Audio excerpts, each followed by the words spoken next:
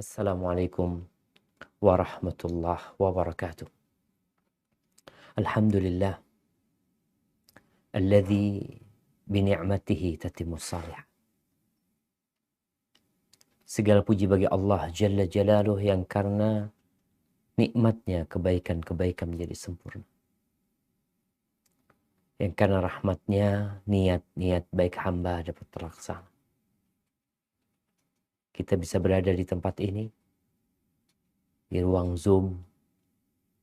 Sebagian teman-teman secara fisik mungkin berada di tempat yang jauh, yang tidak memungkinkan untuk berkumpul di tempat yang sama, tapi Allah memberikan kemudahan kepada kita. Allah mengatakan la in syakartum la azidannakum wa la in kafartum inna adzabi lasyadid. Kalau kalian bersyukur, Allah akan tambah. Tapi kalau kalian kufur, azabku, kata Allah, sangat menyakitkan.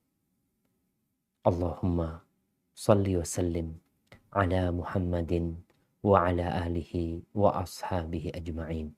Amma ba'd. Jamaah rahimakumullah. Allah menciptakan kita untuk beribadah kepada-Nya. Tapi terkadang kita tidak tahu bagaimana cara beribadah yang benar. Oleh karena itu setiap sholat kita mengatakan iyyaka na'budu wa iyyaka nasta'in. Hanya kepadamu ya Allah kami beribadah. Dan hanya kepadamu kami meminta pertolongan. Tanpa pertolongan Allah, tidak mungkin hamba dapat menyempurnakan agamanya. Setelah kita berikrar, mengatakan itu, lalu kita berdoa. Kita mengatakan ihdinas siratal mustaqim. Tunjukkan kepada kami jalan yang lurus. Jalan yang lurus itulah yang menjadi tema kita malam ini. Tatkala berbincang tentang satu sayapku patah. Pernahkah kita melihat burung yang terbang dengan satu sayap? Ketika satu sayap burung terluka atau patah, maka dia tidak akan bisa terbang. Dia berusaha untuk terbang. Tapi sekali-kali dia jatuh kembali. Dia berusaha lagi jatuh. Masalahnya di mana? Di sayapnya yang perlu diobatin. Coba diobatin tuh sayap. Perlahan-lahan. Tapi pasti insya Allah Allah memberikan kesembuhan. Setelah sembuh, engkau lemparkan itu burung. Maka dia akan terbang jauh, bahkan meninggalkan. Pernahkah kita melihat pesawat terbang dengan satu sayap? Ya mungkin kita pernah dengar ya, pesawat itu ada yang ATR yang pakai baling-baling. Itu saat mesinnya dua, satu baling-baling rusak, mati, dia masih bisa terbang dengan satu baling-baling. Nah, tapi dia nggak bisa terbang dengan satu sayap.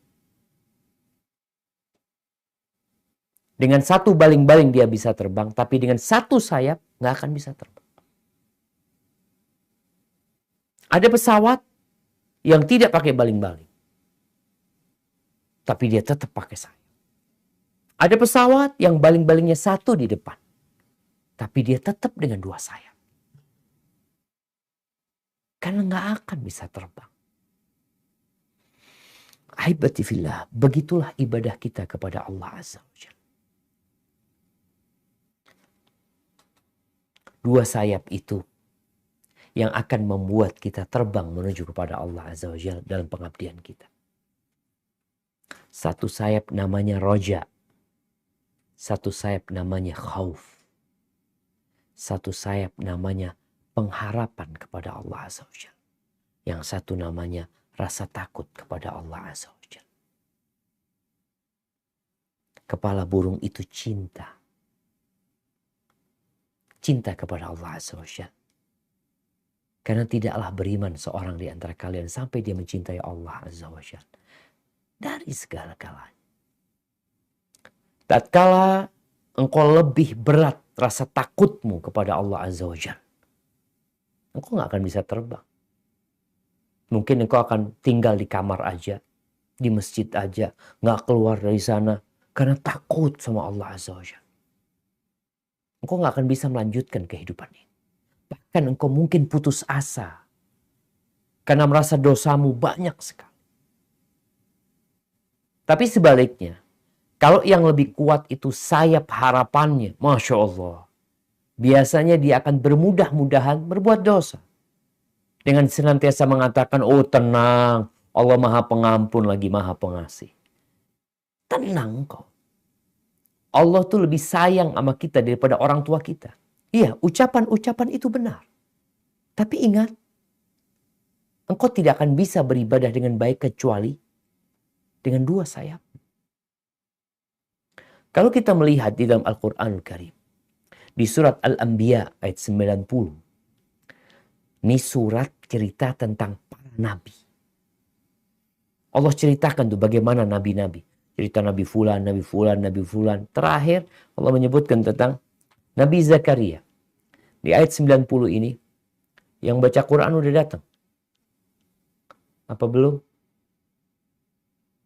Belum sepertinya Ustaz. Baik, Anda akan bacakan.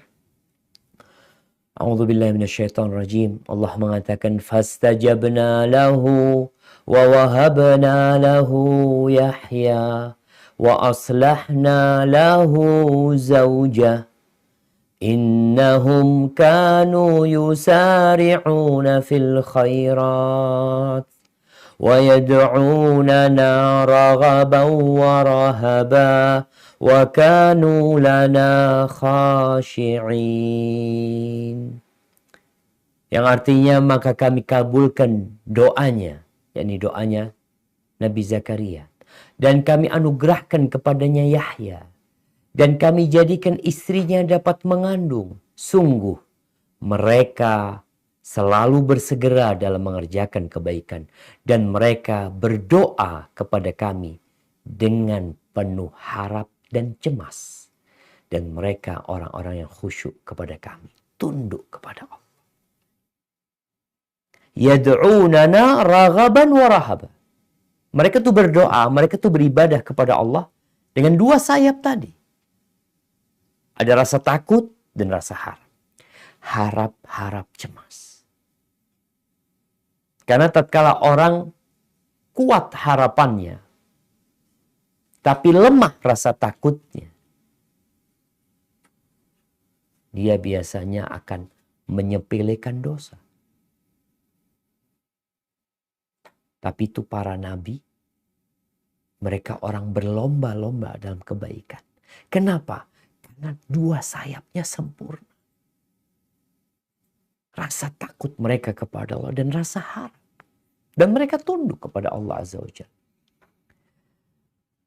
Adapun di surat Al-Mu'minun, ayat 60-61. Ketika Allah menyebutkan tentang sifat orang-orang yang beriman. Sifat hamba-hamba Allah yang soleh itu kayak apa sih? Di antara sifat mereka, Allah mengatakan, Anda bacakan, walladzina yu'tuna ma atau wa qulubuhum wajilah annahum ila rabbihim raji'un ulaika yusari'una fil khairat wa hum laha sabiqun. Dan mereka yang memberikan apa yang mereka berikan sedekah dengan hati penuh rasa takut.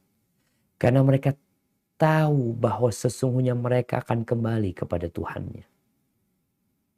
Mereka itu bersegera dalam kebaikan-kebaikan.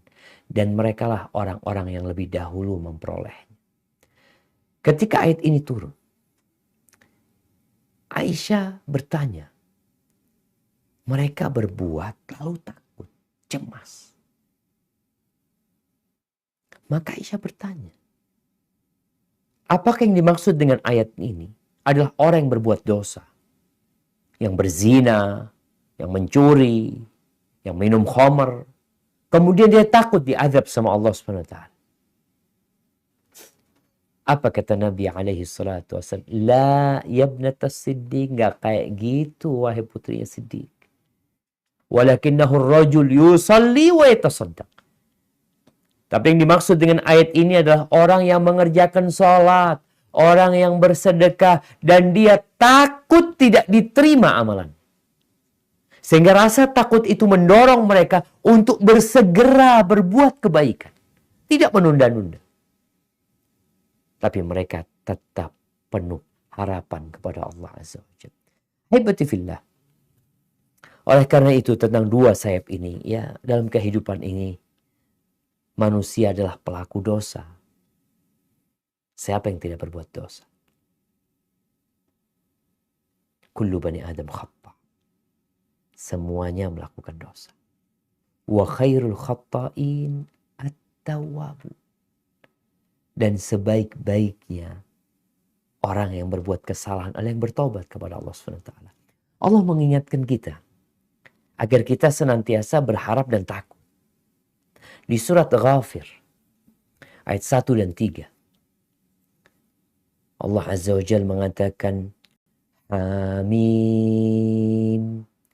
Tanzilul kitabi minallahil azizil alim. Ghafiril dham wa qabilit tawbi syadidil iqabi dhit tawl. La ilaha illahu ilaihil masir. Hamim. Apa kata Allah? Kitab ini, yakni Al-Quran, diturunkan dari Allah yang maha perkasa, yang maha mengetahui,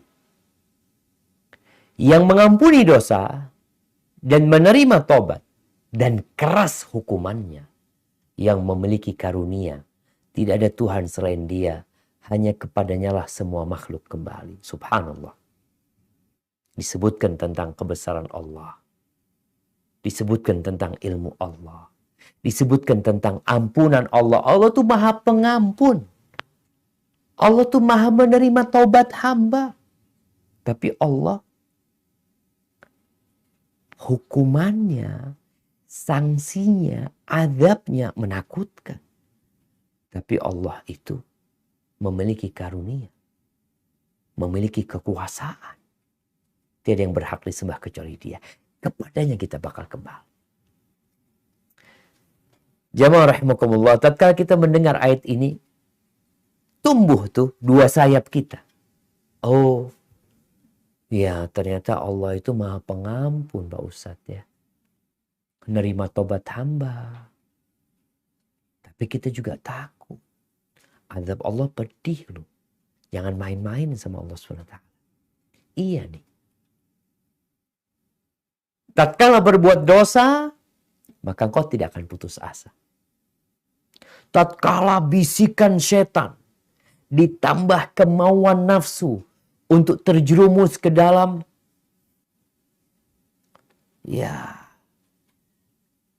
ke dalam kumbangan-kumbangan kemaksiatan, kita jadi takut semua.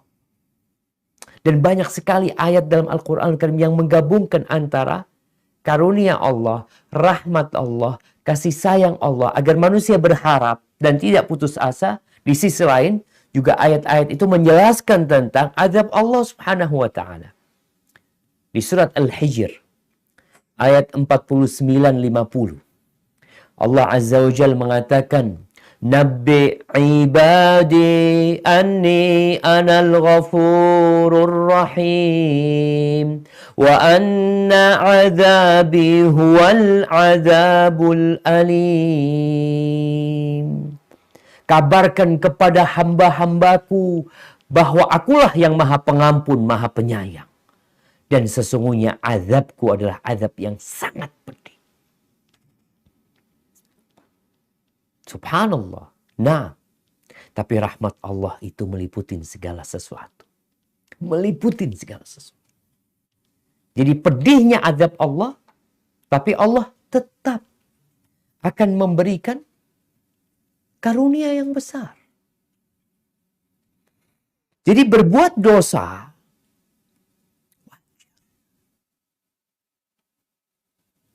penghuni surga itu bukan yang tidak pernah berbuat dosa. Karena sudah menjadi kodrat manusia berbuat dosa. Engkau yang sedang berbuat dosa, segera kembali kepada Allah SWT. Karena yang Allah inginkan bukan dosa yang kau kerjakan, tapi kembalinya engkau kepada Allah SWT. Ketika engkau tahu Allah itu maha pengasih, engkau balik. Kembali ke sinilah. Bersegera ke sini. Lari menuju Allah Azza wa Jalla. Bukan tatkala melihat besarnya rahmat Allah, lalu engkau meremehkan dosa. Enggak. Rasul SAW mengatakan tentang dosa ini dalam hadis riwayat Muslim, "Walladzi nafsi biyadihi." Demi yang jiwaku berada di tangannya. Laulam tudhnibu. Kalau kalian nggak berbuat dosa, la dhahaballahu bikum. Allah akan usir kalian. Allah akan bawa kalian ke tempat yang jauh. Diungsikan kalian. Ditiadakan kalian. Wala ja'a biqaumin akharin. Allah akan datangkan kaum yang lainnya. Diganti generasi.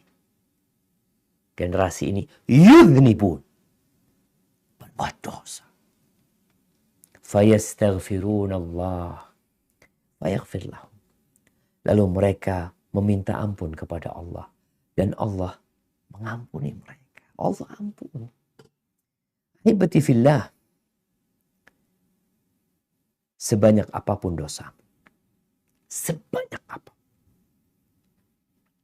mau dosa kecil, mau dosa besar,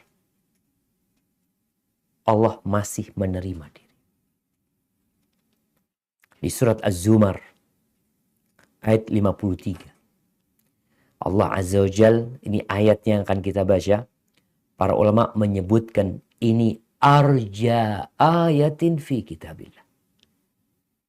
Ini salah satu ayat yang paling penuh pengharapan. Untuk sayap harapan ini ayat yang paling mendalam. Yang paling membangkitkan rasa harap di diri kita. Mendorong manusia untuk tidak putus asa kepada Allah Azza wa Jal. Apa kata Allah di ayat ini?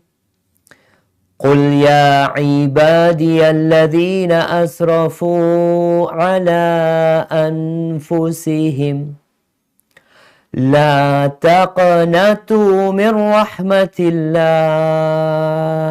Inna Allah yaghfirudz dzunuba jami'a. Innahu huwal ghafurur rahim.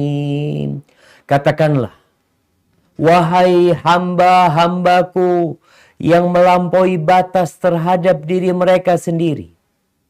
Nih berbuat dosa sampai enggak lupa sama batasan-batasannya.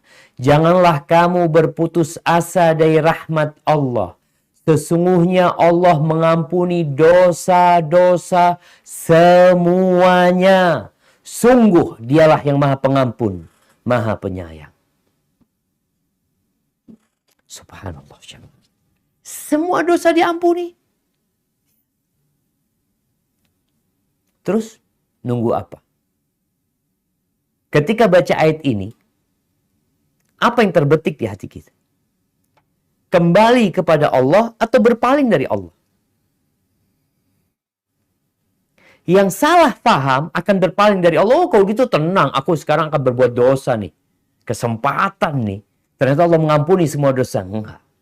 Kau juga harus takut sama Allah. Berapa banyak orang yang berbuat dosa. Kemudian berbuat dosa. Kemudian berbuat dosa. Dan di hati dia ada harapan untuk taubat. Tapi ternyata dia belum sempat taubat, ajal menyebut dia. Jadi ayat ini seharusnya mendorong kita untuk kembali kepada Allah Azza wa Jalla. Jangan takut untuk kembali kepada Allah Azza wa Jalla. Kita tuh kalau berbuat dosa kepada manusia, kadang-kala kita takut mau berjumpa sama dia. Karena kita tahu tuh orang mungkin akan menghukum ana. Seringkali kita datang minta maaf sama dia, dia tidak memaafkan. Itu manusia. Antum kalau berbuat dosa, pernah mengambil uang di kantor, antum takut mau kembali. Karena jadi masalah nanti. Tapi antum punya dosa sebanyak apapun kepada Allah Azza wa Jalla, Allah masih terima kehadiran. Subhanallah jemaah.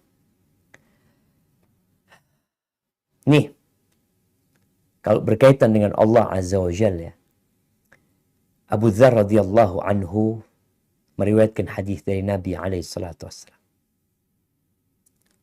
Yaqulullah jalla jalaluh, Allah berfirman. Hadis ini hadis qudsi. Man jaa bil hasanati falahu ashru amthaliha au azyad. Barang siapa yang berbuat kebaikan, maka bagi dia 10 kali lipat. Atau lebih. Subhanallah. Kita berbuat satu nih. Nih kita lihat bagaimana kita berharap sama Allah ya. Ya Allah, kita mau investasi nih. Harapannya cari investasi yang paling aman. Yang kalau bisa keuntungannya berlipat-lipat. Modal dikit, untung banyak. Investasi di dunia sulit kayak gitu. Apalagi modal 100 juta, untung 1 miliar. Ya Allah, kayaknya mustahil. Mungkin aja sih. Oh, fadl investasi sini. Antum taruh 100 juta, antum dapat 1 miliar. Allah Azza wa Jal dalam hadis ini mengatakan, engkau berbuat satu kebaikan, Allah kasih 10 kali lipat. Bahkan lebih dari itu. وَمَنْ جَاءَ بِالسَّيِّئَةِ فَجَزَاءُ سَيِّئَةٍ سَيِّئَةٌ مِثْلُهَا. Barang siapa yang berbuat dosa, satu dosa, maka balasan dia satu. Kalau dosa tuh, satu dosa balasannya satu. Tapi kalau kebaikan, satu kebaikan balasannya 10 kali lipat atau lebih. Gimana tuh nggak mau berharap sama Allah Azza wa Jalla? Allah berikan itu. Au aghfir. Kata Allah, atau aku ampuni. Allah katakan, tuh balasannya satu, atau aku ampuni. Subhanallah. Kayak gitu tuh Allah baiknya sama kita. Lalu Allah mengatakan, وَمَنْ تَقَرَّبَ مِنِّي شِبْرًا تَقَرَّبْتُ مِنْهُ ذِرَاعًا. Barang siapa yang mendekatkan diri kepadaku dengan satu jengkal. Orang datang kepada Allah satu jengkal. Allah tuh lebih dekat lagi. Engkau balik aja sama Allah. Walaupun hanya satu langkah. Satu jengkal engkau mendekat kepada Allah. Allah akan lebih dekat lagi kepadamu. Satu hasta. وَمَنْ تَقَرَّبَ مِنِّي ذِرَاعًا تَقَرَّبْتُ مِنْهُ بَاعًا. Barang siapa yang mendekatkan dirinya kepadaku satu hasta, maka aku akan mendekatkan diri kepada dia. Allah lebih dekat lagi sama kita satu depa. Kita segini, Allah segini dekatnya sama kita. Ini menggambarkan bagaimana rahmatnya Allah Azza wa Jalla. وَمَنْ أَتَانِي يَمْشِي أَتَيْتُهُ هَرْوَلَهُ. Barang siapa yang datang kepadaku berjalan kaki, aku akan datang kepada dia dengan berlari-lari kecil. Lebih cepat lagi Allah datang kepada kita. وَمَنْ لَقِيَنِي بِقُرَابِ الْأَرْضِ خَطِيئَةً.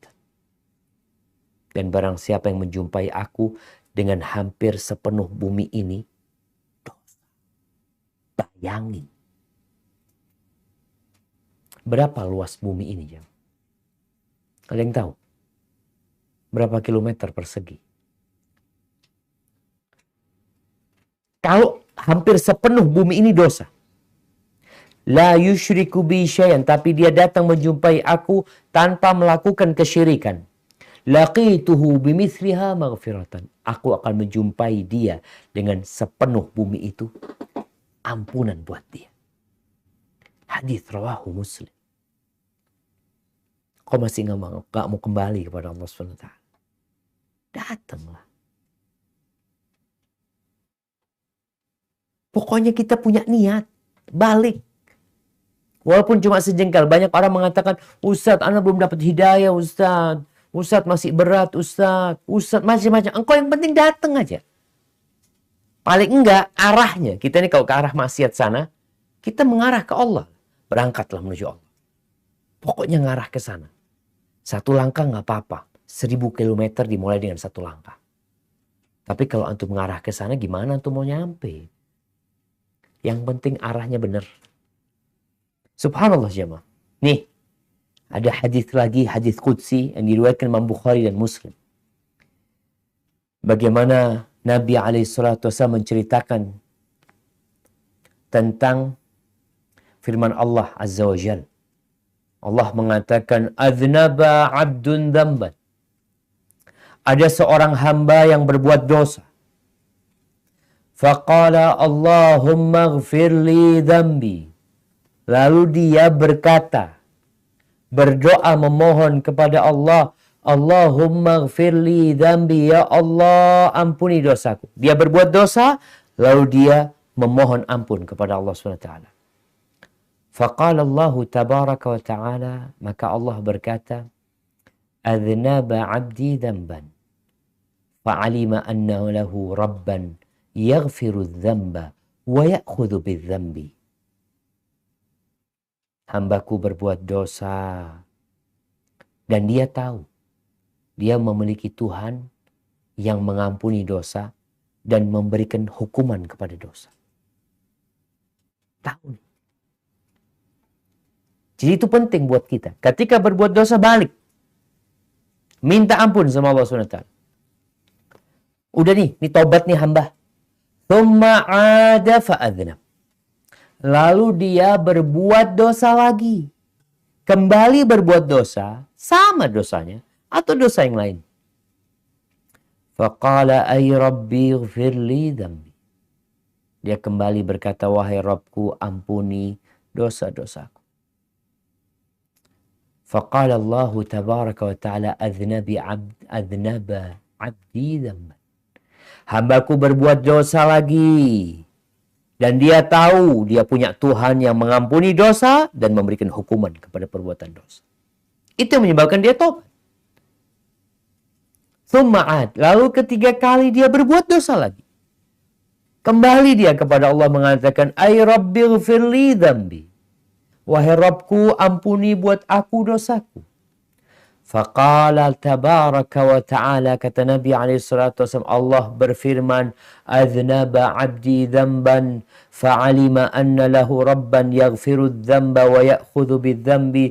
Hambaku berbuat dosa, tapi dia tahu bahwa dia punya Tuhan yang mengampuni dosa dan memberikan hukuman kepada dosa yang dilakukan. Qad ghafartu li 'abdi falyaf'al ma syaa. Aku telah ampuni dosa hambaku. Silahkan dia berbuat semau dia. Subhanallah. Ini pentingnya kita kembali kepada Allah SWT. Pernah ada orang yang mengatakan kepada Hasan al-Basri. Dia mengatakan, nih ada orang nih berbuat dosa, minta ampun, berbuat dosa lagi, minta ampun lagi, berbuat dosa. Apa nggak malu sama Allah SWT? Kata Hasan al-Basri, kau lakukan itu terus. Yakni minta ampun terus sama Allah. Karena kita ini sedang berperang sama iblis, sama setan. Maunya setan tuh kita nggak minta ampun. Maunya setan, udah engkau berbuat dosa, nanti minta ampun. Jangan nanti, sekarang minta ampun sama Allah SWT. Bertobat. Jadi jangan mau tertipu oleh iblis. Yang dia mungkin mengatakan, engkau berbuat dosa lagi. Berbuat, aduh kayaknya engkau main-main tobatnya. Nggak bakal diterima, engkau sudah. Udahlah nggak usah tobat. Menang tuh setan tatkala itu. Karena kita berhenti bertobat. Berhenti beristighfar. Dosanya terus. Yang benar tuh seharusnya engkau berhenti berbuat dosa. Dengan itu kau bertobat terus kepada Allah SWT. Tapi ini tobat yang berhenti, dosanya terus. Jangan mau ditipu oleh syaitan. Tapi perlu diketahui. Berkaitan dengan dosa ini, Rasulullah SAW mengatakan, kullu ummati mu'afan illal mujahirin. Semua umatku itu dimaafkan dosanya. Diampuni kesalahannya. Kecuali orang yang berbuat dosa terang-terangan. Hati-hati. Orang-orang yang mengabadikan perbuatan dosa mereka. segera bertobat. Lalu beliau mengatakan, wa inna minal mujaharah, termasuk terang-terangan berbuat dosa. Ayya'malar rajulu bil-laili amalan. Orang ini berbuat dosa di malam hari. Dia berbuat dosa. Fayasturuhullah. Lalu Allah tutupin. Dia malam hari nggak ada yang tahu, nggak ada yang ngelihat dia. Thumma yusbih yakshifu sitrallah alaih. Lalu di pagi harinya dia menyingkap tirai Allah itu. Dia cerita dengan dosa yang dia lakukan. Aku melakukan ini, aku pernah berbuat ini, semalam aku berbuat ini dan itu. Berat nih yang kayak gini untuk diampuni. Tapi kalau dia tobat, Allah tetap akan mengampuni. Ahibati fillah. Allah Azza wa Jalla berfirman lagi, ini bicara tentang karunia Allah, rahmat Allah yang luas ya. Allah berfirman di dalam hadis, ini hadis qudsi yang diriwayatkan Imam Tirmidzi dari Anas bin Malik radhiyallahu anhu dari Nabi alaihi salatu wasallam. Allah berfirman, ya ibna Adam, wahai anaknya Adam, innaka ma da'awtani wa rajautani ghafartu laka ala ma kana fika wala ubali. Wahai anak Adam, selama engkau beribadah kepada aku, berdoa kepadaku, memohon kepadaku, berharap kepadaku, aku ampuni dosa-dosamu dan aku nggak peduli berapapun banyaknya. Sebesar apapun aku nggak peduli. Yang penting engkau berdoa dan mengharap kepada. Ya ibna Adam, wahai anak Adam, lau balaghat dhunubuka ananas sama. Andai kata dosa-dosamu itu mencapai ke awan-awan yang di langit. Thumma astaghfartani ghafartu laka wala ubali. Lalu engkau meminta ampun kepada aku ampuni dan aku tidak peduli dengan dosamu. Subhanallah. Yang penting istighfar. Kembali kepada Allah. Dosanya ini sampai ke awan. Allah masih ngampuni. Asalkan kau datang kepada Allah.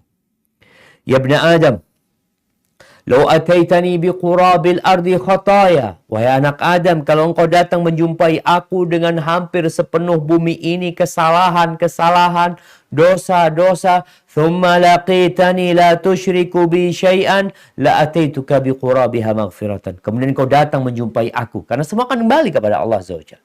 Tapi dia kembali kepada Allah tanpa melakukan perbuatan syirik, kata Allah, aku akan mendatangi dengan hampir sepenuh bumi itu. Ahibati fillah. Abu Sa'id Al-Khudri radhiyallahu anhu, dia meriwayatkan dari Nabi SAW. Nabi itu cerita. Nabi suka cerita.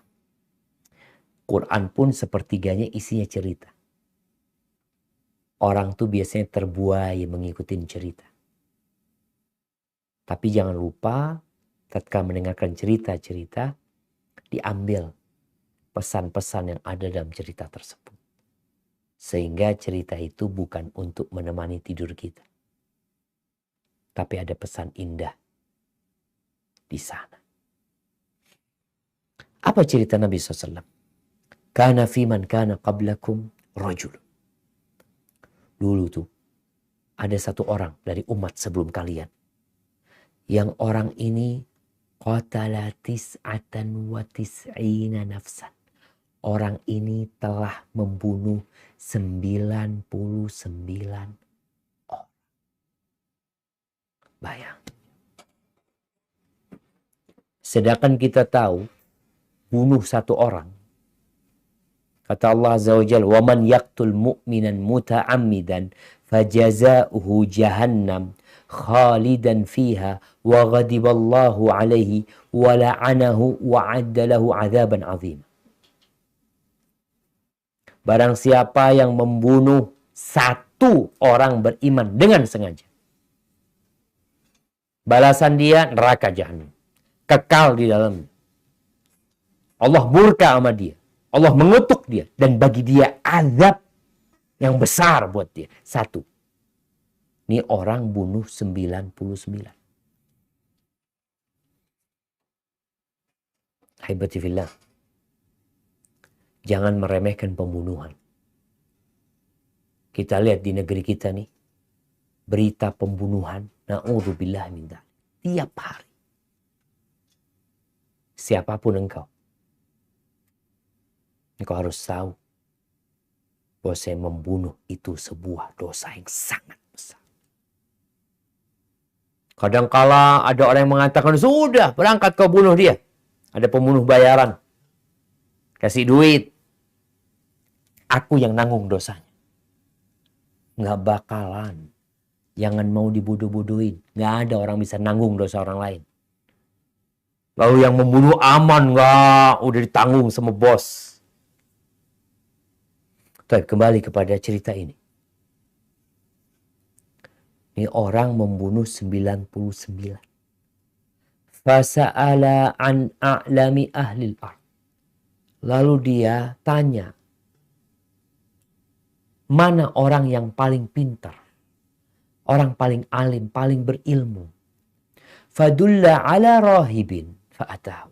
Lalu ternyata dia ditunjukin kepada seorang yang ahli ibadah.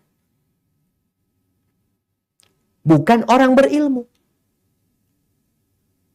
Perlu diketahui ada perbedaan antara orang berilmu sama orang ahli ibadah. Orang berilmu harusnya ahli ibadah lah. Dia mengamalkan ilmunya. Tapi orang ahli ibadah belum tentu berilmu. Orang ahli ibadah ini orang yang semangat beribadah tapi ilmunya ya sudah ilmu ibadah dia aja yang dia tahu gitu. Makanya Nabi SAW menjelaskan tentang keutamaan orang yang berilmu ini. Fadlul alimi alal abid ka fadlil qamari. Keutamaan, fadilahnya, kemuliaannya orang yang berilmu di atas orang yang ahli ibadah. Bukan orang biasa-biasa nih. Top ibadahnya. Itu seperti kemuliaan bulan purnama dibandingkan bintang-bintang yang ada. Haibati fillah. Dia ini tanya orang yang berilmu, dikasih tahu orang ahli ibadah. Kadang-kala kita melihat orang ini ya Allah suka ke masjid ya. Di soft pertama kita berpikir oh ahli ilmu. Ternyata dia ahli ibadah. Sampailah ke orang ahli ibadah ini. Maka dia curhat. Dia cerita tentang kondisi dia. Bahwa dia telah membunuh 99 orang. Fahallahu min taubah. Bisa nggak anak tobat? Ini orang nggak berilmu. Maka dia tanya. Bisa nggak aku tobat? Faqala la. Engkau mau tobat? Udah bunuh 99 orang. Mau kembali kepada Allah. Mau minta ampunan Allah. Ini orang mengatakan la. Ketika ngomong la, katanya buat apa hidup aku kalau gitu? Jadi dia berpikir jadi orang jahat sekalian. Dibunuh nih orang ahli ibadah. Jadi orang ahli ibadah. Bukan orang jahat yang dia bunuh. Orang ahli ibadah. Dibunuh sama dia jadi 100. Tapi dia masih penasaran. Di hati dia itu ada keinginan untuk bertobat gitu loh. Sampai kapan aku berbuat seperti ini? Lalu dia tanya lagi. Mana orang yang paling alim kata dia. Fadulla ala rajulin alim. Akhirnya dia dikasih tahu. Diarahkan kepada orang yang benar-benar alim. Lalu dia cerita. Aku ini sudah bunuh 100 orang. Bisa nggak tobat? Fakalana. Engkau mau tobat. Waman yahulu bainaka wa bainat taubah. Siapa yang menghalangimu dari tobat? Dari antara orang itu sama tobat, siapa gitu? Cuma ini orang alim mengatakan. Intaliq ila ardi kada wa kada. Engkau kalau mau tobat. Engkau pergi ke kampung ini. Dikasih tahu sama orang alim ini. Ada kampung di sana. Di sana itu ada orang-orang baik. Orang-orang soleh. Fa'budillah ma'au.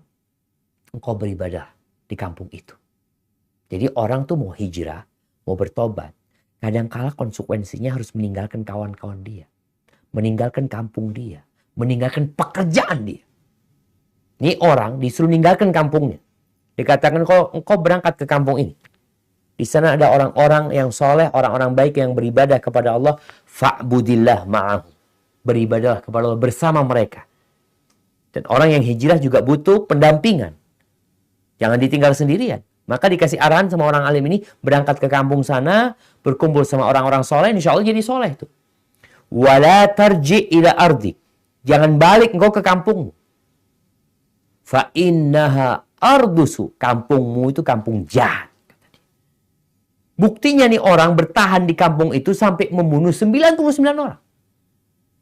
Ini kampung nggak bener nih. Ada kampung-kampung yang nggak bener, yang harus ditinggalkan. Famtalaq. Lalu orang ini ngikutin arahan orang alim ini. Hatta idza nasafat tariq. Ketika sampai di tengah jalan, atahul maut. Mati dia. Belum berbuat amal soleh. Satu belum. Cuma dia niat tadi bertobat sudah. Dikatakan bisa tobat, dia tobat sudah. Syaratnya tinggalkan kampungmu, berangkat ke kampung sana. Dia belum beramal soleh. Ketika mati, kita tahu ada malaikat rahmat, ada malaikat azab. Nih, kita tetap harus harap-harap cemas. Entah ketika kita mati, siapa yang mengambil ruh kita. Ketika ruh itu dicabut, apakah akan ditangkap oleh malaikat-malaikat yang membawa kafan-kafan dari surga? Atau akan ditangkap oleh malaikat-malaikat yang membawa kafan-kafan dari neraka yang busuk? Malaikat-malaikat rahmat dan malaikat adab ini bertikai. Faqalat malaikatur rahmah. Malaikat rahmat mengatakan itu bersama kami. Nyawa orang ini. Ruh orang ini bersama kami. Kenapa? Ja'at ta'iban muqbilan biqalbihi ilallahi ta'ala. Dia itu datang bertobat. Hatinya sudah mengarah kepada Allah Azza wa Jalla. Dia udah tinggalkan kampungnya. Apa kata malaikat adab? Innahu lam ya'mal khairan. Iya, ucapan malaikat rahmat betul. Tapi kata malaikat adab, tapi dia belum berbuat kebaikan satu pun belum.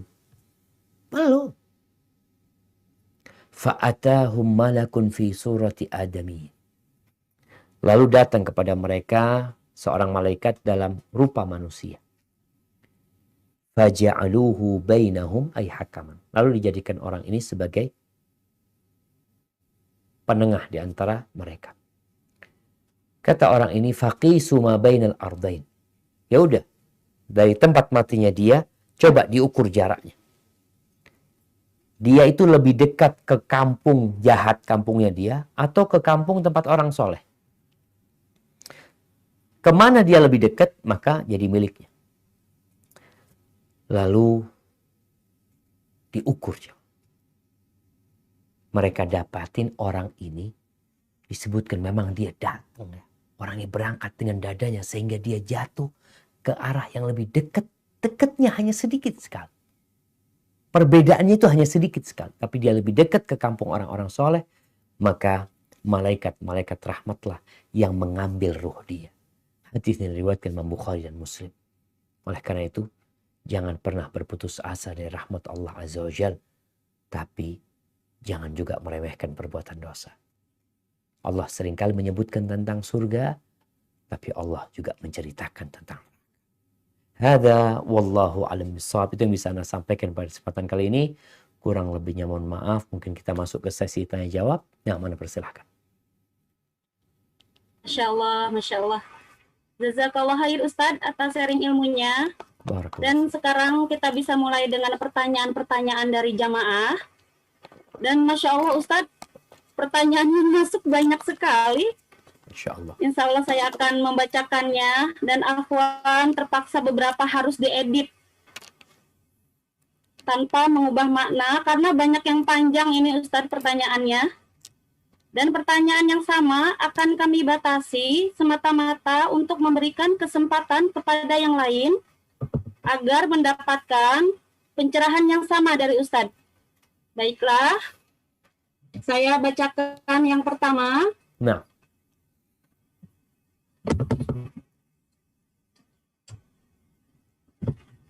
Bismillah. Semoga Allah Ta'ala melimpahkan keberkahan, kesehatan, dan keselamatan untuk Ustadz dan keluarga. Amin. Afwan Ustadz, apa penyebab hati menjadi semakin mengeras? Padahal sudah berusaha mengamalkan amalan sesuai sunnah, belajar, dan ikut kajian, namun semakin susah untuk menangisi dosa. Bagaimana agar hati menjadi mudah tersentuh? Silakan Ustadz. Barakallahu fikum. Nah, jamaah. Yang pertama, kalau bicara kenapa hati kita jadi keras, kita harus mengkaji sebabnya. Apa sebab hati itu jadi keras? Bukankah hati ini yang kata Nabi SAW, kalau dia baik semuanya akan baik. Tapi kalau dia rusak semuanya akan rusak. Di antara yang merusak hati itu banyak tertawa. Maka kata Nabi SAW, وَلَا تُكْثِرِ الضَّحِكِ فَإِنَّ كَثْرَةَ الضَّحِكِ تُمِيتُ الْقَلْبِ. Jangan banyak tertawa. Banyak tertawa itu mematikan hati. Bukan keras hatinya, mati. Kemudian dosa. Yang kata Nabi SAW menjelaskan, إِذَا أَذْنَبَ الْعَبْدُ ذَنْبًا نُكِتَ فِي قَلْبِهِ نُكْتَ سَوْدًا. Apabila seorang hamba berbuat dosa, maka akan ada nokta hitam. Kalau dia bertobat, beristighfar, meninggalkan dosa itu, nokta itu akan hilang. Tapi kalau dia mengulangi dosa itu terus tanpa dia kembali kepada Allah, maka noktah-noktah itu akan bertumpuk di dalam hati seorang hamba dan kemudian menjadi tertutup hati. Keras. Batu aja masih ada yang bisa mengeluarkan air. Kadang-kadang ada yang lebih keras dari batu. Maka caranya agar hati kita melunak. Yang pertama, banyak-banyak istighfar. Dawamkan setiap hari istighfar 100 kali. Kalau bisa selesai sholat duha. Nabi SAW, beliau mengatakan, wa innahu la yughanu ala qalbi. Kadangkala hatiku tuh ada seperti awannya. Fa astaghfirullah 70 marrah. Lalu aku istighfar 70 kali atau 100 kali. Itu akan membersihkan. Maka sahabat Nabi itu menghitung. Nabi itu menjadi contoh buat kita. Nabi itu Masya Allah dijaga dari perbuatan dosa. Tapi beliau terus istighfar. Kata para sahabat menghitung istighfar Nabi di satu majlis. Beliau mengatakan, Rabbil firli wa tub alayya innaka antat tawwabur rahim. 100 kali. Sekali duduk nih. Belum istighfar yang selesai sholat. Belum istighfar yang di akhir malam sebelum subuh. Ini istighfar satu majlis 100 kali Nabi SAW. Maka perbanyak istighfar. Yang kedua, ya kurangin canda dan gurau. Melihat, menonton hal-hal yang membuat kita ketawa-ketawa terus lupa dengan akhirat. Ganti dengan ziarah kubur. Lihat tuh kuburan. Datang ke anak yatim. Usap kepala anak yatim. Santuni dia. Itu juga akan melembutkan hati. Begitu pula ziarah kubur. Insya Allah dengan cara seperti itu mudah-mudahan hati kita menjadi lunak. Di samping tadi udah kajian, udah baca Quran ya. Mungkin ditambahkan yang tadi Anda sebutkan. Semoga Allah ya menetapkan hati kita di atas agamanya. Hada wallahu a'lam bishawab. Baik Ustadz, jazakallah khair atas jawabannya. Kemudian yang selanjutnya, Assalamualaikum warahmatullahi Ustadz. Waalaikumsalam Afwan ingin bertanya, jika kita telah berbuat dosa menyakiti hati manusia dan tidak bisa meminta maaf, sedang kita menyesal akan dosa-dosa kita, memohon ampunan bertobat kepada Allah, apakah di yaumil akhir kelak kita akan dihisab, Ustadz? Silahkan. Barakallahu fikum. Ya jamaah, dosa itu ada dosa besar, ada dosa kecil. Ingat, dosa-dosa kecil itu insya Allah dihapuskan dengan sholat kita, dengan puasa kita, dengan umroh kita. Adapun dosa-dosa besar diperlukan tobat. Tobat dengan persyaratan meninggalkan perbuatan tersebut, kemudian menyesali, yang ketiga bertekad untuk tidak mengulang. Cuma yang jadi masalah, dosa itu juga ada dua macam, berkaitan dengan kepada siapa kita melakukan kesalahan. Kepada Allah dan kepada manusia. Semua dosa kepada manusia tentunya berbuat salah sama Allah juga. Tapi kadang-kadang kita berbuat dosa ya antara kita sama Allah aja. Kalau antara kita sama Allah, ya syarat taubat tadi udah disebutkan. Tapi kalau hubungannya sama manusia, maka mau tidak mau setelah kita menyesali, meninggalkan perbuatan dosa kita, bertekad untuk tidak ngulangin, ada yang harus disempurnakan. Yaitu meminta maaf sama orang tersebut. Bagaimana kalau sekarang orang itu udah nggak ada? Bisa jadi kita nggak tahu di mana orang itu. Atau orang itu sudah meninggal dunia. Kemudian kita menyesalin dosa kita. Mau minta maaf sama siapa? Apakah nanti akan tetap dihisab setelah kita bertobat kepada Allah? Nah, hisab tetap akan dilakukan. Allah itu menegakkan keadilan. Sampai kata Allah Azza wa Jalla, فَمَنْ يَعْمَلْ مِثْقَالَ ذَرَّةٍ خَيْرًا يَرَهُ. Barang siapa yang berbuat kebaikan sebesar semut, lihat semut, maka akan mendapatkan balasan. وَمَنْ يَعْمَلْ مِثْقَالَ ذَرَّةٍ شَرًّا يَرَهُ. Sebaliknya seperti itu, kalau engkau melakukan perbuatan dosa sebesar semut, engkau akan mendapatkan balasan. Maka nggak main-main hisab Allah Azza wa Jalla. Terus gimana Ustaz? Anak akan tetap dihisab? Tetap akan dihisab. Utang khususnya nih. Yang kadang-kadang kalau bicara utang orang menganggap nggak dosa. Kalau engkau nggak bayar ya. Orang mati syahid. Yang sudah dijamin ya bagaimana pahala buat orang yang mati syahid. Punya utang, tetap harus dihisab tentang utang dia. Maka kesalahan yang kepada manusia tetap kita harus mempertanggungjawabkannya. Kadang-kala orang itu hidup, kita minta maaf tapi dia tidak memaafkan kita. Yaitu hak dia. Terus apa yang harus kita lakukan? Perbanyak doa buat dia. Doakan tuh orang yang tidak mau memaafkan kita. Semoga Allah mengampuni dia. Dan itu insya Allah jadi modal kita untuk bertemu dengan dia kelak di padang mahsyar. Hadza wallahu a'lam bissawab. Nah.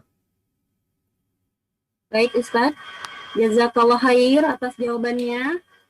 Dan ada beberapa pertanyaan yang serupa, saya akan coba rangkum. Assalamualaikum Ustadz. Waalaikumsalam warahmatullahi wabarakatuh. Apakah jika kita telah bertaubat tetapi terkadang masih suka terpikirkan tentang perbuatan dosa yang kita lakukan di masa lalu, apakah itu tanda bahwa Allah belum menerima taubat kita Ustadz? Jazakallahu khair. Barakallahu fikum. Ahibati fillah. Mengingat dosa yang kita lakukan. Itu penting. Kita udah taubat tapi kita teringat dengan dosa itu. Maka di sini kita memperbaharui taubat kita. Memperbanyak amal soleh kita. Beristighfar lebih banyak lagi. Karena kalau bicara apakah itu tanda nggak diampuni, wallahu a'lam.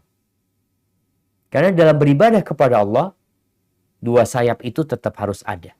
Yaitu harap-harap cemas. Harapan tetap kepada Allah, tapi kita juga takut. Disinilah ada ucapan ulama salaf yang mengatakan, rubba dzambin, banyak dosa yang mengantarkan pelakunya ke surga.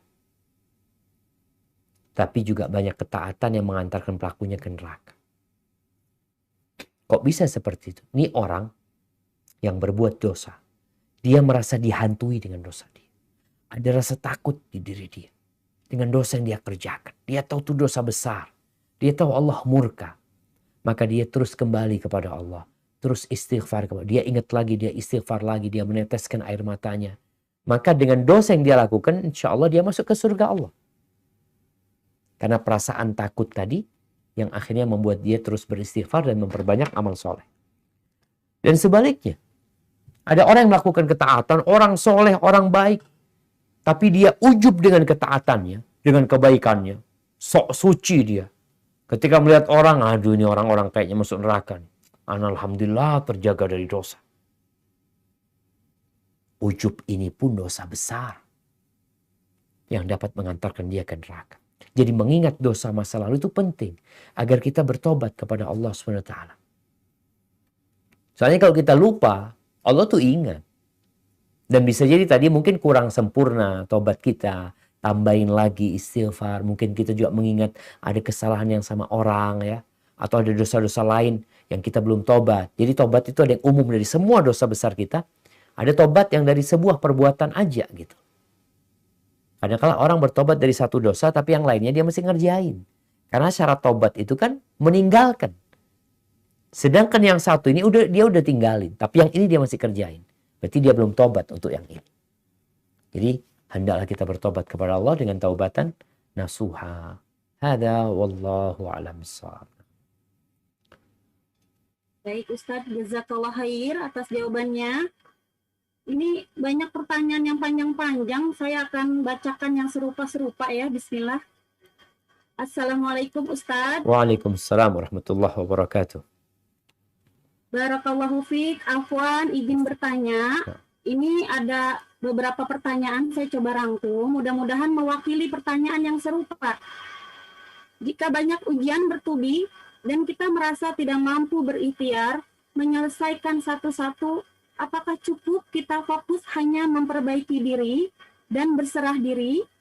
Kemudian, jika ujian itu berupa hal-hal yang bisa membawa kita ragu dari meyakini perintah, misalnya bagi wanita tidak safar tanpa mahram dengan menyelisihi keluarga dekat, apakah mereka harus dituruti demi maslahat? Bagaimana Ustadz? Silakan. Barakallahu fikum. Jamaah rahimakumullah. Ya, tatkala ujian datang bertubi-tubi, apa yang harus kita lakukan? Kita tahu ujian Allah itu bisa jadi untuk mengangkat derajat kita atau mengampuni dosa-dosa kita. Dan ujian itu juga untuk menampakkan kebenaran iman kita. Banyak orang yang mengatakan beriman, tapi hanya di lisan. Banyak orang yang mengaku muslim, tapi hanya KTP-nya doang. Maka Allah mengatakan, walaqad hasiban nas an yutraku an yaqulu amanna wahum la yuftanun. Apakah manusia mengira dengan mereka mengatakan kami beriman, lalu mereka tidak akan diuji? Walaqad fatanna alladhina min qablihim fala ya'lamanna Allahu alladhina sadaqu wa la ya'lamanna al-kadhibin. Kami benar-benar telah memberikan ujian, fitnah kepada orang-orang sebelum mereka, sehingga nampak mana yang benar-benar beriman dan mana yang pura-pura beriman. Jadi kalau dikatakan tatkala ujian itu datang, apa yang harus kita lakukan? Kita menghindari fitnah yang pertama. Kemudian kita memperbanyak amal soleh. Memperbanyak istighfar, berdoa, memohon kepada Allah. Nabi pernah mengatakan, ta'awwadhu billahi minal fitani ma dhahara minha wa ma batan. Kalian mintalah perlindungan kepada Allah dari fitnah yang nampak dan yang tidak nampak. Lalu para sahabat mengatakan, na'udzu billahi minal fitani ma dhahara minha wa ma batan. Contoh tadi umpamanya dikatakan bagaimana kalau kita diajak safar tanpa mahram dengan salah satu kerabat kita. Apa yang harus kita lakukan? Dia sampaikan kepada dia Kalau bicara mungkin kita mau berlibur, kita mungkin mau ya silaturahim, sampaikan kepada dia bahwasanya Nabi SAW melarang perempuan safar tanpa mahram, ya aku takut, aku minta maaf gitu, aku doakanlah kalau engkau memang mau berangkat. Tapi sebenarnya seperti itulah hukumnya. Artinya kita perlu menyampaikan kepada orang-orang yang nggak paham. Kadangkala kita ini diam. Kapan dia akan tahu kalau kita diam? Kita nggak nyebutkan alasan kita.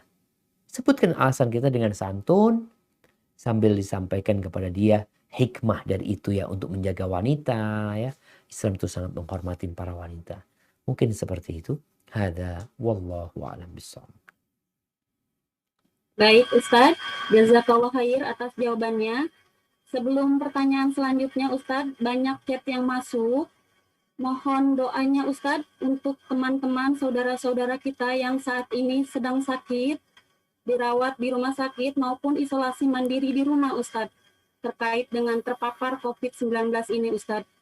Allahu Akbar jamaah. Iya. Ini jamaah, kita tahu tidak ada bala yang turun kecuali karena dosa. Dan tidak diangkat kecuali dengan taubat. Kita ini banyak berharap kepada vaksin. Bukan kepada Allah Azza wa Jalla. Vaksin ini cuma sebab. Cuma sebab. Yang namanya penyakit itu, subhanallah, bukan cuma corona. Banyak penyakit yang menimpa manusia dan menyebabkan kematian. Maka umat Islam ini harus kembali kepada Allah Azza wa Jalla. Kalau bicara tadi, ya secara sebab kita ini juga kurang peduli. Protokol kesehatan yang gak dipedulikan. Hanya semakin menjadi-jadi. Ini secara sebab duniawi. Secara sebab agama pun kita gak lebih mendekatkan diri kepada Allah Azza wa Jalla. Maka hendaklah kita berusaha untuk mendekatkan diri kepada Allah. Yang memindahkan penyakit itu Allah Azza wa Jalla. Yang membuat orang sakit itu Allah. Dan yang menyembuhkan adalah Allah Azza wa Jalla. Bukan vaksin. Vaksin itu hanya sebab. Makanya ada orang divaksin sehat, ada orang divaksin mati.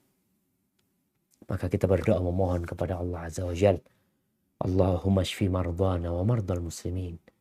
Allahumma shfi mardana wa mardal muslimin. Allahumma rfa'anna al-bala wal waba wal fitan. Ma zahara minha wa ma batan. Barakallahu fikum. Nah. Baik Ustadz, jazakallah khair. Selanjutnya ada pertanyaan dari Ummu Khadijah di Batam. Ustadz, mohon maaf Ana izin bertanya, bagaimana seharusnya sikap saya kepada suami? Beliau kepala sekolah di salah satu sekolah. Jadi ketika berkomunikasi dengan guru-guru akhwat di sekolah, kadang kalau pergi satu mobil dengan guru-guru akhwat itu Ustadz, ada kecenderungan dengan salah satu guru akhwat tersebut. Bagaimana Ana menyikapinya? Silakan Ustadz. Barakallahu fikum. Ahibati fillah. Kata Nabi SAW, fattaqud dunya wattaqun nisa. Kalian waspadalah dengan dunia ini. Dan waspadalah dengan urusan perempuan. Karena fitnah yang terbesar itu adalah wanita bagi kaum laki-laki. Apa sikap istri sekarang? Yang ditanya sikap istri terhadap suami tadi yang jadi kepala sekolah, di sekolah akhwat, yang mau gak mau berinteraksi dengan para akhwat. Selama batasan-batasan agama itu dia jaga, maka aman. Kalau tadi dikatakan satu mobil, tapi kan gak sendirian, gak berdua. Dan juga tidak berkumpul. Mungkin yang perempuan di belakang, yang kepala sekolahnya di depan, mamanya seperti itu. Apa sikap istri? Ada kecemburuan istri sebenarnya. Karena ngelihat kayaknya cenderung suami ini masalah satu akhwat di sana, mungkin suami mau kawin lagi, nantinya mau poligami. Akhwati fillah, buat saudari-saudariku, dunia ini bukan tempat bersenang-senang. Engkau akan diuji. Suamimu secara hukum agama, dia boleh menikah 2 2, 3, dan 4. Dan itu tidak bertentangan dengan agama. Dan itu pun ujian buat suami dan ujian buat istri. Tempat bersenang-senang itu nanti di akhir. Sampai Imam Ahmad ditanya, ya Imam, matarrah, istirahat. Kita nggak akan pernah lepas dari ujian. Nih semuanya. Mau belum menikah, mau sudah menikah. Mau janda, mau punya anak, nggak punya anak. Mau poligami, nggak dipoligami, semua dalam ujian. Dan yang lulus dari ujian semua ini hanya 2. Satu yang bersyukur, yang kedua yang bersabar. Maka buat akhwat ini ketika suamimu berangkat kerja, doakan dia, titipkan dia sama Allah Subhanahu wa taala. Ketika dia di rumah, dia adalah suamimu, kau layani dia. Ketika dia keluar rumah, dia sebagai kepala sekolah, dia sebagai seorang anak yang punya orang tua harus berbagi. Dia punya murid yang dia harus fokus juga mengajar mereka. Jadi titipkan dia sama Allah Subhanahu wa taala dan ajak dia untuk sholat malam, untuk bangun malam ya. Agar kalian berdua sama-sama bertakwa kepada Allah. Karena memang Allah merahmati suami istri yang bangun malam. Hadza wallahu a'lam bissawab. Nah. Baik, jazakallah khair Ustaz atas jawabannya. Selanjutnya dari Ukti Hira. Assalamualaikum Ustaz. Waalaikumsalam warahmatullahi wabarakatuh. Apakah permintaan maaf suami kepada istri di beberapa jam sebelum meninggal dapat diampuni oleh Allah Subhanahu wa taala? Sementara suami tidak sempat menjelaskan maafnya untuk apa, meski sang istri sudah mengatakan memaafkannya sesaat sebelum meninggal. Silakan Ustaz. Nah, barakallahu fikum. Ya jemaah, maaf ini ada yang umum, ada yang detail. Ada maaf yang modelnya maaf lahir dan batin. Maaf semuanya udah. Yang sengaja, yang nggak sengaja, yang tahu, yang nggak tahu minta maaf. Di sini sang istri tatkala memaafkan, selesai sudah. Berarti dia sudah memaafkan. Tapi kalau memang dia hanya minta maaf dari satu kelakuan, bukan dari kelakuan yang lain, ya dia minta maaf ya aku kemarin nyakitin engkau gitu loh. Ya itu aja yang dia minta maaf. Maka sekarang bagaimana? Ketika dia sebelum meninggal dunia, sang istri sudah mengatakan maaf. Dan dia nggak tahu apa suami punya dosa ini, itu macam-macam. Ingat, dosa itu ada yang sama Allah, ada yang sama orang. Dosa sama orang pasti sama Allah. Karena dia melakukan perbuatan yang dilarang sama Allah SWT kepada orang tersebut. Tapi kalau dosa sama Allah, antara dia sama Allah. Yang perlu anti lakukan, ya udah ketika anti sudah memaafkan, selesai urusannya. Ketika suami memang sudah taubat dengan taubatan nasuha, apalagi tadi dikatakan sebelum berapa jam sebelum meninggal dunia ya. Karena kita tahu Allah Azza wa Jal akan menerima taubat hamba malam yugharghir. Selama ruhnya belum sampai ke tenggorokan. Kalau sudah sampai ke tenggorokan, udah nggak ada lagi tobat.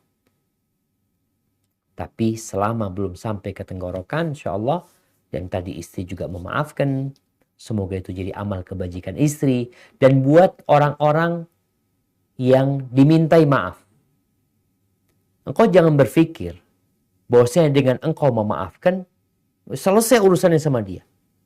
Urusannya engkau itu diangkat derajatnya sama Allah. Allah janji surga buat orang-orang yang suka memaafkan orang lain. Jadi bukan berarti dengan kita memaafkan, anak nggak dapat apa-apa gitu loh. Kalau nanti anak tuntut di akhirat, anak akan dapat pahala dia nanti itu. Nggak seperti itu. Ketika engkau memaafkan, engkau akan mendapatkan lebih baik. Yang Allah menyebutkan, faman afa wa aslaha fa ajruhu 'ala Allah. Barang siapa yang memaafkan dan memperbaiki, pahalanya Allah yang nanggung. Tapi kalau engkau nanti nuntut di akhirat, ya udah engkau dapatkan sesuai dengan kesalahan dia. Hitungan kesalahan dia itu 10 kilo, ya udah 10 kilo engkau akan dapatkan kebaikan dari dia. Tapi ketika engkau memaafkan dan memperbaiki, Allah yang nanggung pahalanya. Gimana kita nggak mau maafin kalau gitu? Lebih baik memaafkan daripada kita nuntut nanti di akhirat. Hada wallahu a'lam bissawab. Na'am. Baik Ustadz, selanjutnya dari Ummu Sabrina. Afwan Ustadz, apakah setiap musibah yang kita hadapi adalah karena dosa-dosa kita? Silakan Ustadz. Barakallahu fikum. Allah Azza wa Jalla mengatakan, ma asabaka min hasanatin faminallah. Wa ma asabaka min sayyi'atin famin nafsi. Apa saja kebaikan yang menimpamu, itu dari Allah. Dan apa saja musibah yang menimpamu, itu dari dirimu sendiri. Kemudian kalau kita melihat secara umum, penyebab musibah itu adalah dosa. Tapi ternyata ada orang-orang khusus yang dia jangan ditanya kebaikannya. Ternyata banyak cobaannya, banyak musibahnya. Seperti siapa? Para nabi. Bahkan Nabi SAW mengatakan, asyaddun nasi bala'an al-anbiya. Orang yang paling dahsyat balaknya itu bukan orang kayak anak kayak antum. Para nabi. Tsummal amsal fal amsal. Kemudian yang dekat, yang mirip tuh. Arti kebaikannya.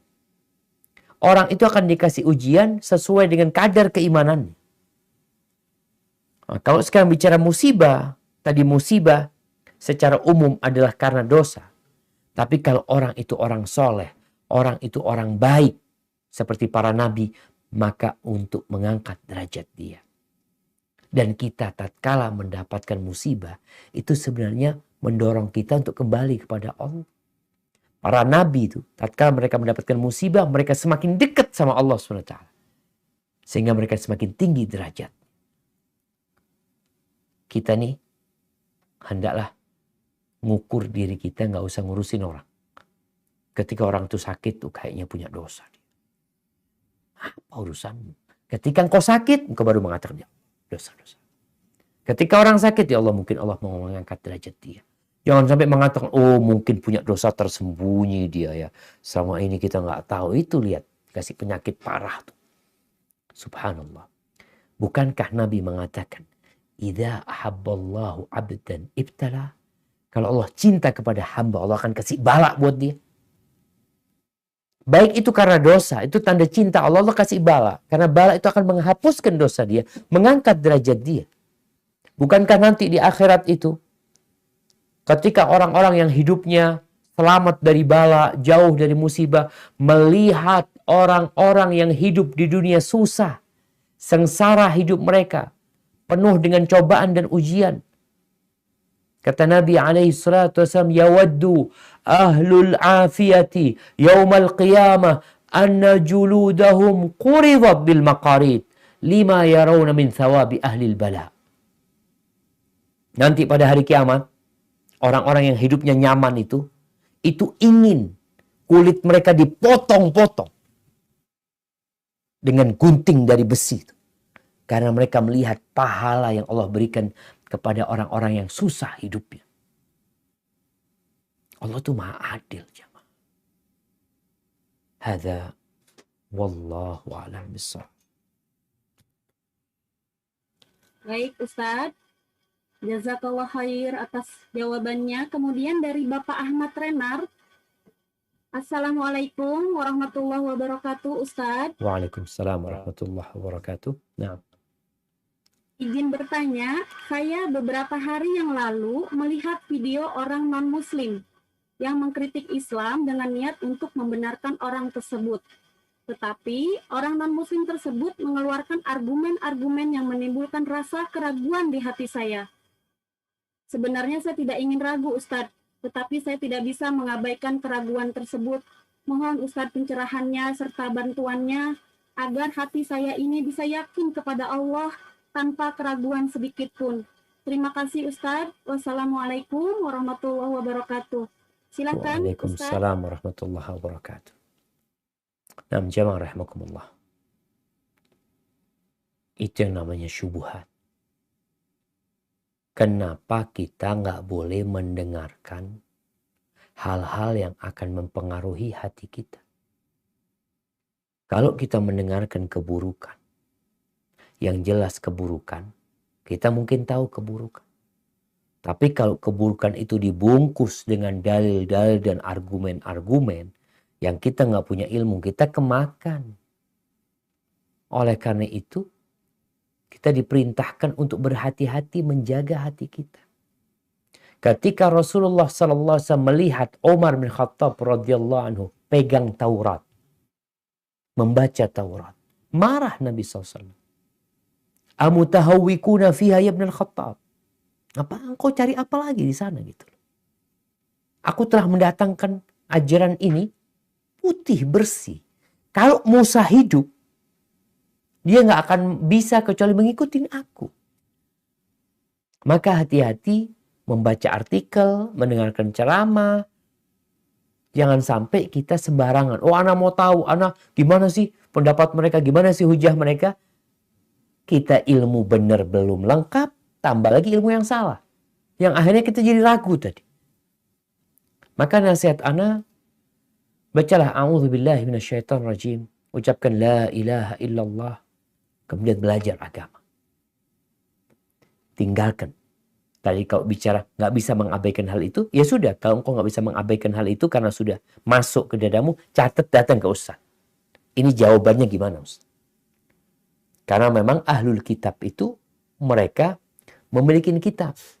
Mereka kadang kala ada yang mengatakan ya Nabi Muhammad tuh disebutkan dalam Al-Quran cuma 2 kali. Gitu. Sedangkan Nabi Isa 25 kali. Dia lupa bahwasanya semua ayat yang mengatakan qul, katakan, itu buat Nabi Muhammad SAW. Semua ayat yang mengatakan ya ayuhan nabi, itu wahai Nabi, yakni Muhammad SAW. Ini sebagai cinta Allah kepada Nabi Muhammad SAW. Nabi yang lain dipanggil namanya. Ya Isa, ya Musa, ya Adam, ya Ibrahim. Tapi Nabi kita Muhammad alaihissalam nggak pernah dipanggil dengan namanya. Karena kalian muncul seperti jadi. Tolong nanti ditanyakan apa yang memang membuat keraguan. Tanyakan kepada Ustadz, datang gimana Ustadz jawabannya. Sehingga keraguan itu akan hilang. Hadza wallahu a'lam bishawab. Mungkin kita ke pertanyaan terakhir nih Bu. Baik Ustadz. Sepertinya kesempatan emas ini, pertanyaan begitu banyak yang masuk. Masya Allah. Baik Ustadz, pertanyaan terakhir dari Bapak Agus Santosa. Ustadz, bagaimana menasihati saudara yang sudah berumur 47 tahun tapi masih melaksanakan apa yang Allah larang? Nah, bagaimana Ustadz untuk menyikapinya? Silakan Ustadz. Barakallahu fikum. Ahibati fillah.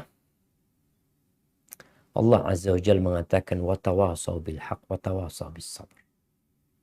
Hendaklah kalian saling mewasiatkan dalam kebenaran dan dalam kesabaran. Adapun bicara bagaimana menasihatin orang yang sudah umur 47 tahun, Ana akan sampaikan tentang kiat-kiat umum atau tips-tips umum menasihatin orang. Kondisi orang itu 3. Yang pertama, orang yang nggak tahu dengan hukum sesuatu. Ketika dia nggak tahu, tapi kita tahu dia itu orang semangat untuk berbuat kebaikan. Tapi dia nggak paham. Orang itu hanya perlu dikasih tahu. Sampaikan, Bang, Mas, ini loh. Yang kayak gini ini nggak boleh. Allah itu nggak suka. Ini ayatnya coba dilihat. Oh, ya makasih banyak. Karena dia sebenarnya orang semangat untuk berbuat baik tapi nggak paham, nggak ngerti. Ini kondisi yang pertama. Kondisi yang kedua, nih orang sebenarnya tahu.